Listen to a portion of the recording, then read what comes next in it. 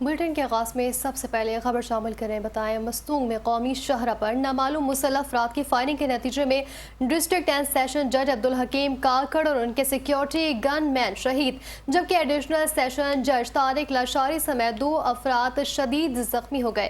Deputy commissioner Mastung Bahram سلیم کے مطابق session جج عبدالحکیم کاکڑ کوئٹہ سے مستونگ جا رہے تھے کہ قومی شاہراہ پر نامعلوم دہشت گردوں نے ان کی گاڑی کو نشانہ بنا دیا۔ حملے کے نتیجے میں سیشن جج اور ان کے گن مین موقع پر ہی شہید ہو گئے جبکہ ایڈیشنل سیشن جج طارق لاشاری سمیت 2 افراد شدید زخمی ہوئے۔ لاشوں اور زخمیوں کو فوری طور پر قریبی اسپتال منتقل کیا گیا جہاں زخمیوں کو طبی امداد فراہم کی جا رہی ہے۔ واقعے کے بعد سیکیورٹی فورسز اور قانون نافذ کرنے والے اداروں نے علاقے کو گھیرے میں لے کر سرچ آپریشن شروع کر دیا جبکہ حملہ آوروں کی گرفتاری کے لیے مختلف مقامات پر ناکہ بندی بھی کر دی گئی۔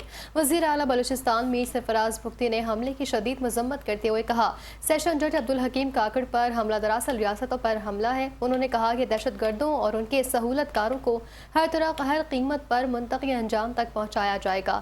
قانون کے محافظوں کا خون رائگاں نہیں جانے دیں گے۔ ریاست کی ریٹ کو چیلنج کرنے والوں کو کچل دیا جائے گا۔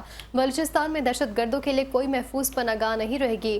معاون خصوصی برائے اطلاعات اور سیاسی امور شاہد رند نے بھی واقعے کی سخت الفاظ میں مذمت کرتے ہوئے کہا کہ سیشن جج عبدالحکیم کاکڑ اور ان کے گن مین کی شہادت انتہائی افسوسناک ہے۔ انہوں نے کہا کہ قانون کے محافظوں پر حملہ ریاستی ریٹ کو چیلنج کرنے کا ناکام کوشش ہے۔ وکلاء اور ججز کو نشانہ بنانا گہری سازش کا حصہ ہے۔